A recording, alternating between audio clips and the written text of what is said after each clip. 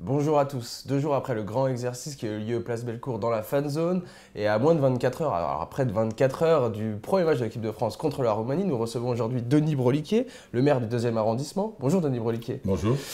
Alors, est-ce que vous avez été rassuré par cet exercice de sécurité? Je n'avais pas besoin d'être rassuré. J'ai toujours eu confiance dans les forces de l'ordre et l'autre soir, sur la place Bellecour, du préfet de police jusqu'au dernier des secouristes, tout le monde m'a dit que cet exercice était utile. Ben, tant mieux, il fallait le faire, mais le problème n'est pas là. Parce que vous avez émis des doutes sur cette fan zone. Non, j'ai émis des doutes sur la fan zone. Je pense qu'il ne faut pas qu'il y ait de fan zone en France. Aujourd'hui, on a un niveau de risque qui est tellement élevé, c'est pas moi qui le dis, c'est le patron des services de renseignement américains, c'est le patron des services de renseignement français. Tout le monde s'accorde à dire que le risque d'aujourd'hui est supérieur à celui qui était en novembre et décembre l'année dernière. On a annulé la fête des Lumières parce qu'il y avait un risque trop important d'attentat. Aujourd'hui, pourquoi aller offrir aux terroristes une cible aussi potentielle, surtout au moment où les forces de l'ordre sont épuisées, où les forces de l'ordre n'en peuvent plus. Alors, je crois que ce n'est pas raisonnable. Qu'est-ce que vous répondez à Gérard Collomb qui dit que vous jouez sur les peurs?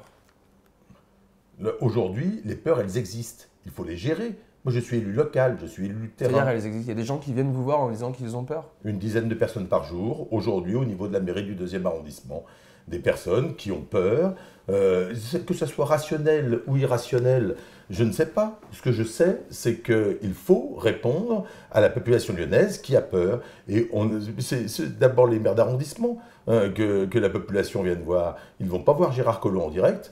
C'est facile, du haut du perchoir du conseil municipal, de dire vous jouez sur les peurs. Moi, j'essaye d'y répondre. Comment vous y répondez justement? Vous essayez de les rassurer, vous leur dites ça va bien se passer? J'aurais souhaité qu'on mette en place une hotline avec quelqu'un derrière un téléphone qui puisse, jusqu'à 2 h du matin, répondre. On nous dit non, non, vous pouvez appeler jusqu'à 20 h. Sauf que certains matchs commencent à 21 h. Vous pouvez appeler. Il pourrait y avoir des prolongations. Ça pourrait se finir tard. Vous pouvez appeler lui en direct. Je pense que aujourd'hui, on ne répond pas aux Lyonnais, alors que les Lyonnais se posent des questions de manière assez légitime, je crois. Et il faut absolument mettre en place un système pour répondre aux Lyonnais. En tous les cas, nous, élus de proximité, nous sommes là, au contact avec les Lyonnais. Pourquoi ne pas avoir supprimé ou annulé plutôt cette fan zone? Est-ce qu'il y a eu des raisons derrière qui ont fait qu'on n'a pas pu le faire? Je pense qu'il y a un engagement de la France, qu'il y a un engagement des collectivités locales vis-à-vis de l'UEFA. Et pour l'UEFA, les fan zones, elles sont extrêmement importantes. Ce sont d'abord des espaces commerciaux. Il y a des enjeux d'argent extraordinaire. Et on aurait très bien pu disséminer, l'ensemble des supporters dans tous les cafés lyonnais, par exemple, ou chez un certain nombre de commerçants, et qui auraient pu ainsi avoir des retombées financières de l'accueil de l'UEFA. Là, on concentre tout le monde sur la place Bellecour pour le plus grand bénéfice financier de l'UEFA. Vous pensez que la ville est liée par un contrat qui ferait qu'elle ne peut pas dire non à l'UEFA pour cette fan zone? Il y a un contrat avec des retombées financières pour l'UEFA et qui protège les intérêts Il n'y a pas accès. de l'organisateur. Je ne le connais pas en détail. Ce que je sais, c'est que la France, ce que je sais, c'est que Lyon ont signé pour accueillir l'UEFA, pour l'accueillir la compétition, aux conditions de l'UEFA. Donc l'argument serait plus financier que sécurité, dans le sens où vous dites que ça serait peut-être mieux de diviser les personnes dans tous les bars de la ville, là où les retombées économiques iraient vraiment pour les bars et restaurants de la ville, alors que la fan zone, c'est plutôt concentrer les revenus pour l'intérêt financier de l'UEFA. C'est vraiment une question que je pose aujourd'hui, oui. Très bien. Dernière question, on a vu durant les essais que la sono faisait quand même pas mal de bruit dans cette fan zone. Il y a beaucoup d'habitants qui habitent à proximité, c'est-à-dire vraiment dans les immeubles qui jouxtent la place Bellecour.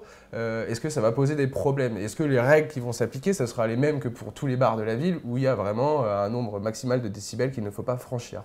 Il y a eu des essais de sonorisation dimanche après-midi, lundi en fin de matinée et lundi en début d'après-midi. Ça a été la première source de questionnement et d'interrogation de la part des riverains, y compris des riverains du 5e arrondissement, sur la colline de Fourvière, y compris des riverains qui habitent à 400-500 mètres de la place Bellecour et qui ont trouvé le niveau sonore insupportable. Il y a une loi, j'espère qu'elle sera appliquée, UEFA ou pas, Coupe d'Europe ou pas, j'espère qu'on appliquera les règles. En tous les cas, moi j'y veillerai. Parce qu'il y a eu des tests sonos, il faudra aussi ajouter 10 à 20 000 personnes en plus sur la place qui feront du bruit. C'est la sono qui fait prioritairement du bruit, beaucoup plus que la foule.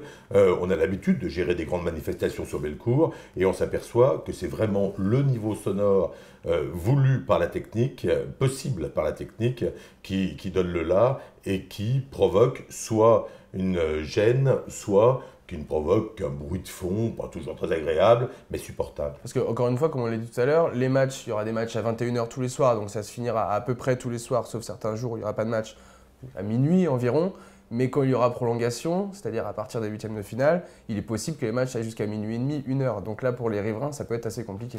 Les riverains, ils sont plutôt inquiets à l'issue des matchs, lorsque l'on lâchera 15 000 supporters dans les rues du 2e arrondissement. Ils ont peur de la dégradation, ils ont peur des problèmes liés aux supporters qui auront bu un peu trop de bière. Merci Denis Broliquet. Merci à vous de nous avoir suivis. On se retrouve demain pour un nouvel autre direct. Et je remercie aussi Élise qui était à la technique aujourd'hui. Au revoir.